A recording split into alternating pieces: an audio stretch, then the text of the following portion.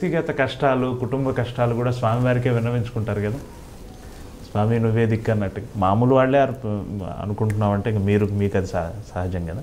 వృత్తి జీవితంలో కూడా కొన్నిసార్లు మీ మీద విమర్శలు వస్తూ ఉంటాయి, వాటిలోకి పోను. కానీ అలా వచ్చిన సందర్భాల్లో కూడా మీరు స్వామికే విన్నవించుకున్నారా? ఏమి స్వామి? ఏం విన్నవించుకోను, వదిలేస్తా. ఉదాహరణకి నేను చెప్తాను, ఈ వ్యవస్థను రద్దు చేయాలని పాలకులు నిర్ణయం తీసుకున్నప్పుడు అటువంటి సందర్భాలు ఎందుకు స్వామి ఇంత కష్టం ఇచ్చావు అని స్వామిని అడగలేదా? అక్కడ అది కూడా మేము ఏం తప్పు చేశాము, ఎందుకు ఇలా జరిగింది అనేది అడుగుతాను. కానీ ఎప్పుడు అన్యాయం చేయలేదు స్వామి. ఓకే, మనకి ఒక ప్రావర్బ్ ఉంది కదా, ఒక తలుపు మూసుకుంటే ఇంకో తలుపు తెరుచుకుంటున్నాను. ఆ విధంగా చూస్తే స్వామివారు ఒక తలుపు మూస్తే 2 తలుపులు తెరిచారు. అందులో సందేహమేం లేదు. నా పర్సనల్ ఎక్స్పీరియన్స్ అది. స్వామివారి పాదాలను ముట్టుకున్న అర్చకుడు ఎవ్వడు కూడా నష్టపోడు, బాధపడ్డాడు, క్షేమంగా ఉంటారు. అష్యూరెన్స్. స్వామివారిని నమ్మాలి, అదొక్కటే అండర్లైన్. స్వామివారిని నమ్మాలి, స్వామివారు నన్ను కాపాడుతారు, నాకు స్వామివారు ఉన్నారు అనేది ఒక్క నమ్మకం ఉంటే చాలు. ఏమి కారణం అండి, ఎందుకు ఈ వ్యవస్థను రద్దు చేయాలనుకున్నారు పాలకులు? మీకేమైనా?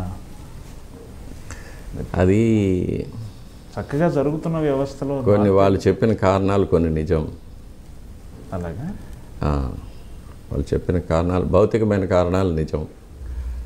కానీ పారభౌతికమైన కారణాలు అంటే వాళ్ళకి తెలియకుండా వాళ్ళు చేసింది, వాళ్ళకి కూడా తెలియదు ఆ కారణాలు ఉన్నాయని, అవి కూడా కొన్ని నిజం. కొన్ని స్వయంకృతాలు కొన్ని. కానీ ఈ ప్రక్రియలో స్వామివారు వడికట్టారు.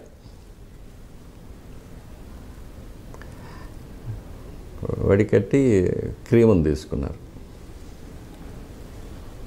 Okay okay. కొంతమందికి అపారమైన అవకాశాలు ఇచ్చారు, కొంతమందిని పూర్తిగా దూరంగా పెట్టారు. అంటే నాకు భౌతికమైన సౌఖ్యాలు ఇవన్నీ, సంపదలు ఇవన్నీ నాకు అక్కర్లేదు. నీ దేవాలయంలో ఒక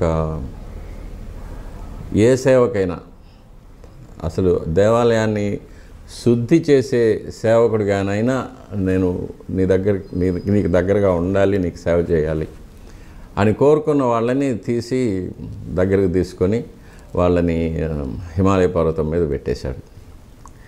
నాకు ఇదే కావాలి, నాకు ఈ హక్కులు కావాలి, ఈ సంపద కావాలి, ఈ వరుంబడి కావాలి, వరుమానం కావాలి, ఇవి ఉంటే నేను వస్తాను, ఇవి లేకపోతే నాకు అక్కర్లేదు అనుకున్న వాళ్ళని పాతాళంలో పడేశాడు.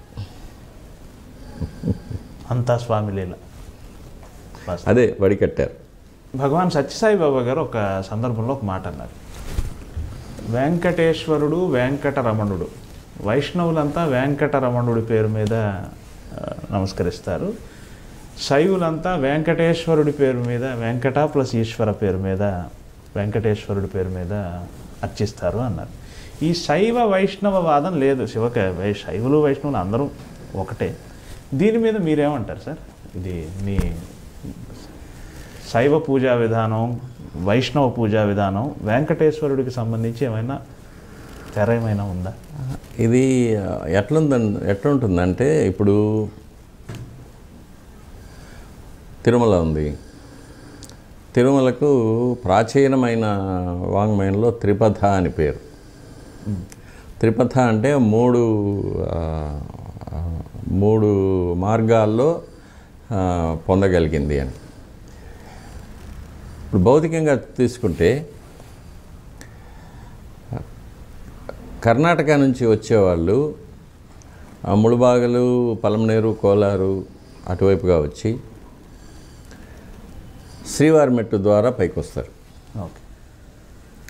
తమిళనాడు కాంచీవరం ఇటువైపు నుంచి చెన్నై నుంచి వచ్చే వాళ్ళందరూ కూడా అలిపిరి ద్వారా పైకి వస్తారు.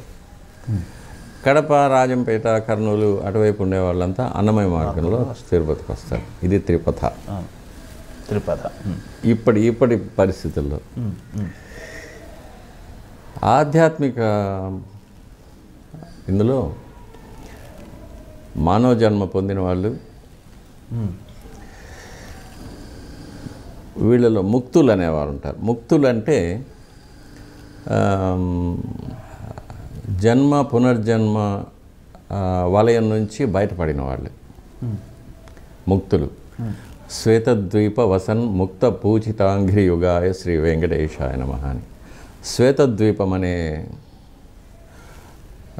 ఒక రహస్యమైన ప్రదేశంలో ఈ ముక్తులు ఉంటారు. అది ఈ భూమిలోనే మానవుల దృష్టి పడకుండా ఉన్న ఒక అతిపెద్ద ఒక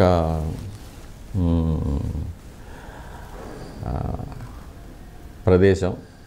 ఇది 5 ఖండాల కింద వ్యాపించి ఉంటుంది. దీనికి సముద్రాల కింద కూడా ఉంది. వీటికి మధ్య రహదారులు అనేవి ఉన్నాయి. అక్కడ ఈ శ్వేతద్వీపం, దీన్ని శంబల అంటారు, అగార్తి అంటారు, ఉతోపియా అంటారు, లేక అట్లాంటిస్ అంటారు.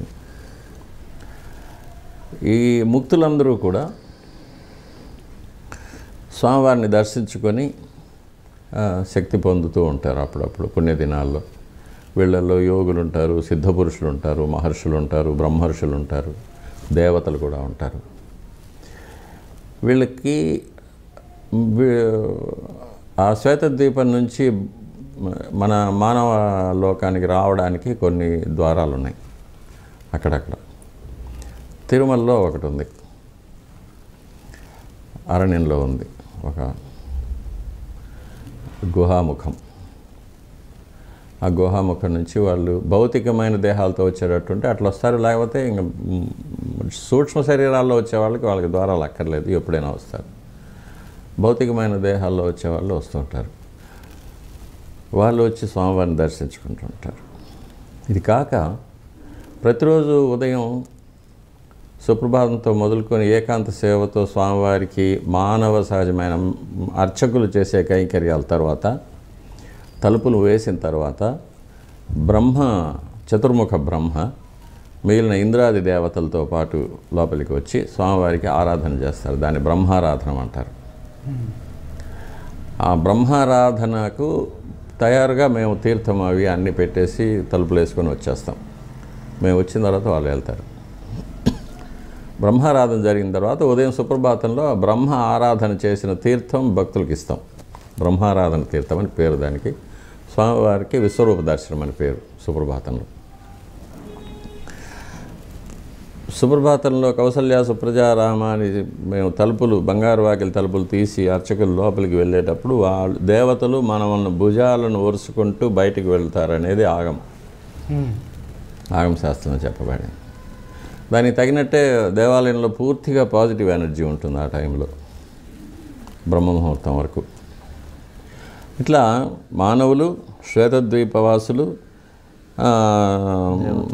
దేవలోకం నుంచి దేవతలు, వీళ్ళందరూ కూడా మూడు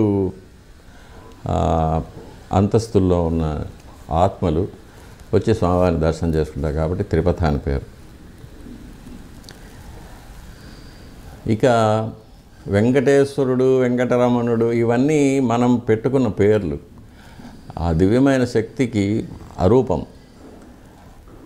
నిష్కలం, నిర్గుణం, నిరాకారం, పరబ్రహ్మ.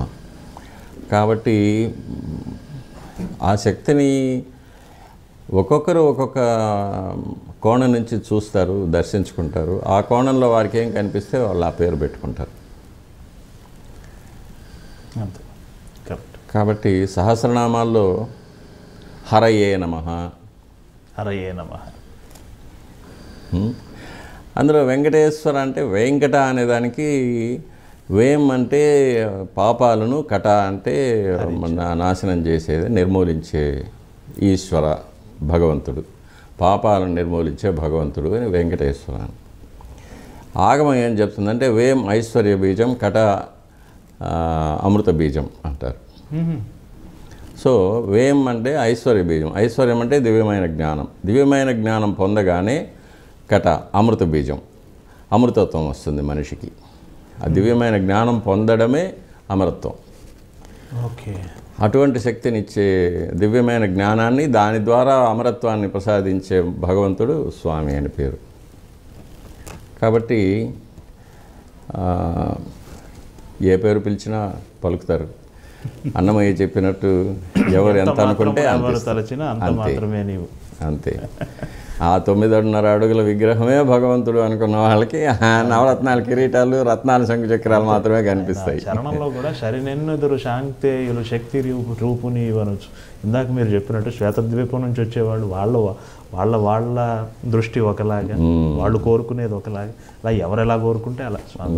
చాలా మంచి విషయం చెప్పారు.